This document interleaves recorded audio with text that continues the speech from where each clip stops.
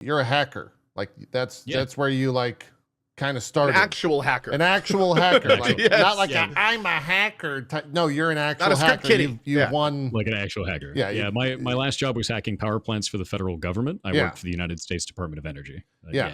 Big nerd. So is that like, one, how did that start?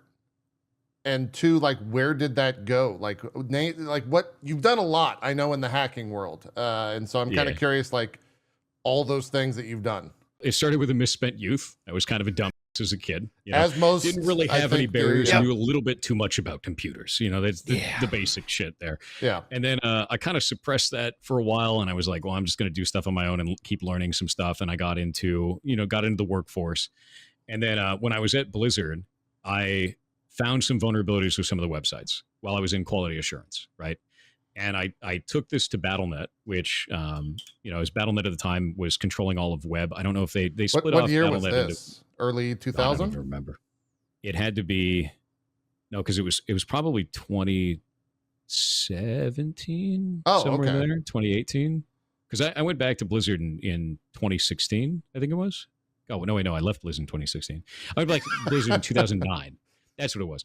So I went back to Blizzard in 2009. I think it was probably 2013, 2014, now that I think about it. I think it was sometime in there.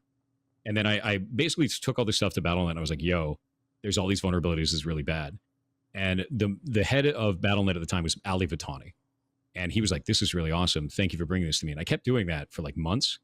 And then I had a buddy in there, Brett, and we were both just hammering the shit out of Blizzard's websites and just finding tons of vulns because they didn't have a security team. So eventually I wrote this 13-page document. I brought it to Ali Vitani. I was like, hey, you should make this team. This is the application security team. It's specifically for security for Blizzard's websites.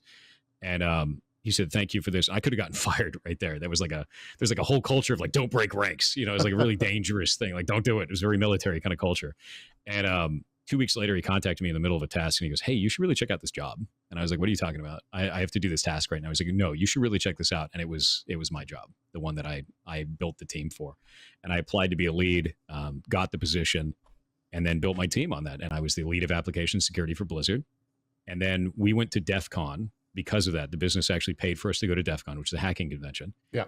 And at DEF CON 22, I didn't win. I went there and I competed in a cryptographic challenge and I lost, but we learned so much. And then I went back home and I made a bunch of crypto puzzles, which are not cryptocurrency. It's ciphers and cryptography, right? So like steganography and all that kind of cool shit. Learned a ton about this. Went back home, hammered it for a whole year, and then went back to DEF CON the next year and won. And when I got my first black badge, it was like, hey, that's kind of cool, man. Like, because it's like the gold in the Hacker Olympics, right? And they're like, hey, that's pretty neat. And then I went and did it again the next year. And then people were like, wait a minute. And then the next year, the crypto challenge wasn't on. It was telefreaking, which is phone hacking. And then I won that. And then the government was like, do you want a job? And I was like, yeah. Because the government jobs are just like crazy money. And I was like, okay, this is an opportunity I can't just, give up. I think at that time I had left BattleNet, which I have my cool BattleNet coin here still.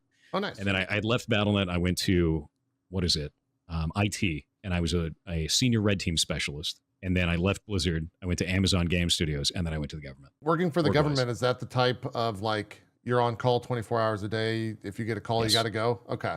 Yes. So my obligation was to work on site 10 weeks a year, and the rest of the year I was fully on call to do whatever. And that was drop of a hat. You were leaving on a plane tomorrow to fly to some state to test a thing, right? And my general wheelhouse control is physical access control systems, so breaking and entering, Wi-Fi related vulnerabilities, web related vulnerabilities, and social engineering. So those were my primaries when we were on those tasks.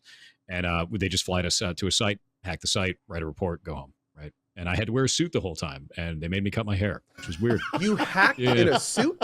Wait, suit and tie. That's very Hollywood, dude. That is. Shit was weird, that dude. Is super That's Hollywood. weird. I kind of like that it. though, that they made you wear a suit. That's They made me wear a suit, and they lied to me too. They told me I had to cut my hair, and I was like, why do I have to cut my hair? And my boss lied to me. He goes, oh, because you'll be around turbines and your hair could get stuck in it.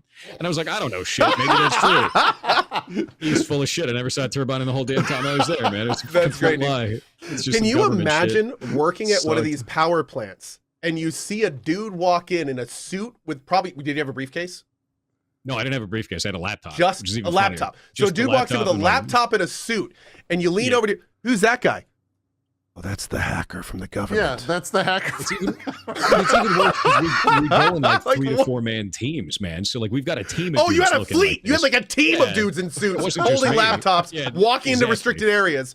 Okay. The best part man. about this too is like going through airports, right? Because you I love get it. like all the government pass check stuff, and I've got my government issued ID and shit. And you'd go up there, and they'd be like, they look at me, and they look at my ID, and they go, "Thank you for your service." And I'm like, "What? What service, man?" Like it was such a weird thing, and it makes me laugh to this day. The "thank you for your service," I'll never forget that. It's like I never felt like I should deserve that kind of treatment at all. I'm just gonna go do a job. How do you and go respond to home. that? Thanks, but didn't serve you. But I Yeah, appreciate didn't serve it. you. There was no Yeah, servicing man, going on thanks. here. You know, like very cool. You know, it's very funny shit. And then you get to respond, "Oh, I'm a hacker," and then that phrase just means nothing. Oh, I just don't tell them anything. Professional Yeah, I don't tell hacker. them. I'm a Yeah, right. professional hacker. Yeah, Professional hacker. That's how you disappear at the plane. Like I don't want anyone to know who I am. I ain't doing nothing. I got a laptop and I'm good, man. That's true. When it comes I like to how somebody just said this to my cat. when they said thank you for your service, did you ever accidentally say you too? I did actually. That is true. I did do that once, and I happens to turned everyone. beet red, and I felt like shit. And they stared at me, and I stared at them, and it was grim, dude. So yeah, that happens to did everyone. happen. yeah. Yeah. I love it.